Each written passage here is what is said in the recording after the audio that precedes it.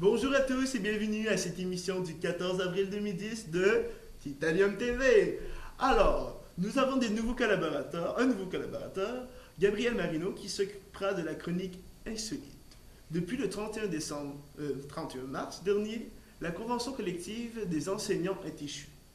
Appuyez-les dans leurs démarches. Un des membres du conseil exécutif, Sacha Calix, a tenu à faire bouger les choses, le matin même en évoquant les enseignants. Selon lui, les principales raisons des négociations sont que les offres y sont inexistantes. Ce qu'il désire, c'est un meilleur salaire, évidemment, et une diminution des élèves par classe. Avec la loi 142, votée en 2006, les enseignants étaient contraints à ne pas déclencher de moyens de pression. Bref, espérons que tout se termine dans l'ordre. Allons maintenant voir au sport la jolie Frédéric. Et merci Makir. Hier avait lieu ici au Cégep le match des étoiles de basketball féminin 2A. Quelques nouvelles à l'extérieur du Cégep. Mercredi, le 7 avril dernier, la saison des Remparts a pris fin par une défaite en quatre parties contre Victoriaville. Maintenant, les Canadiens feront les séries. Ils ont réussi à récolter le point qui leur manquait samedi contre Toronto. Ils affronteront donc Washington en première ronde des séries. Merci Frédéric.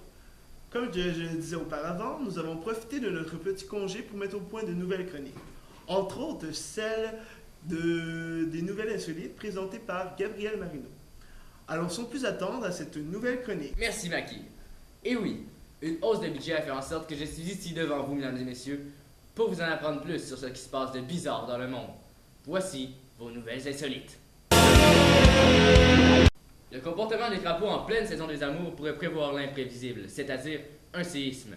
Lors des séismes passés, l'épicentre se tenait à quelques kilomètres de l'endroit de reproduction des crapauds et ils ont quitté l'endroit quelques jours avant le séisme pour ensuite y revenir sains et saufs.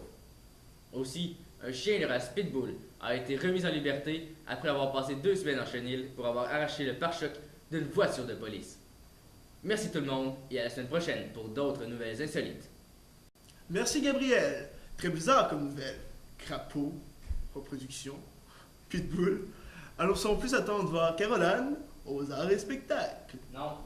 Oui, donc c'est la demi-finale de notre équipe d'improvisation Les Vilains Pompiers. C'est ce soir le 14 avril à 19h. Il va y avoir de la bière en vente, donc venez encourager notre équipe en grand nombre.